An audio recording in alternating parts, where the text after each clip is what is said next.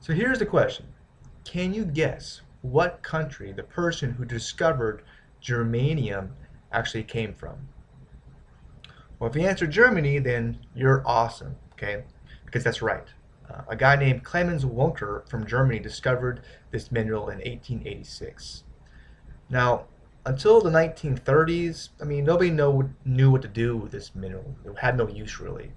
Then someone kind of figured out that it could be used in electronics as a semiconductor.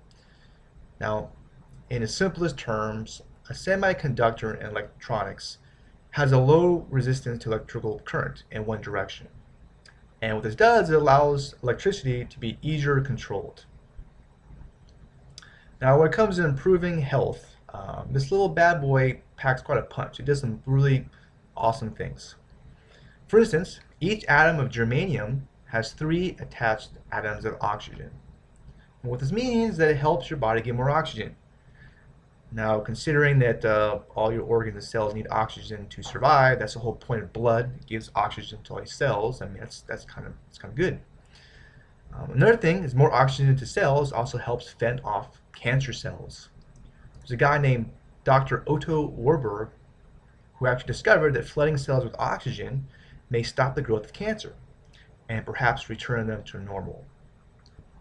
Another great thing this mineral can do is increase the number of interferon in your body. Now, interferons is named after the ability of it to basically interfere with a virus's ability to replicate.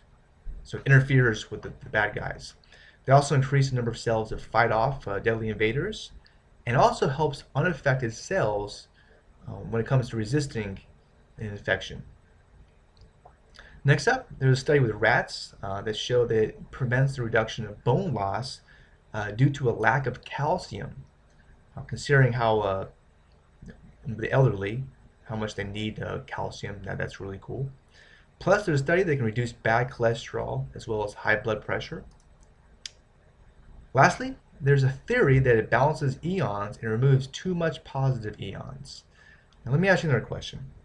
Have you ever seen some type of, say, infomercial or advertisement about some type of jewelry that bounces off ions and maybe provides somebody with negative ions?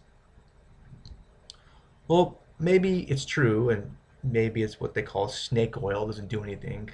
I don't know for sure, but the interesting thing is that the famous Dr. Oz here in the United States actually believes in it. So, who knows? Maybe it's true.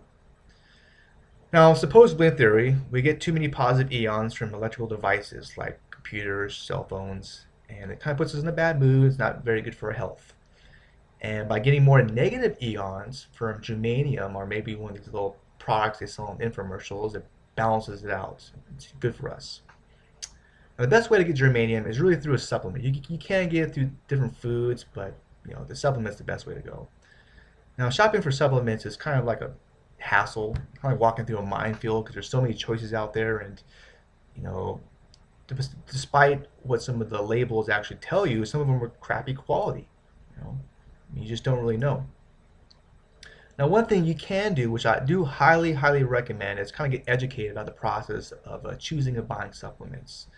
Now, I've actually written a guide about all this and a video newsletter that complements it that can kind of show you the top things to determine if a supplement brand is of high quality, how to choose one. It kind of goes over how to tell if one is a low quality and risky and unhealthy and not a good deal. Herbs to consider.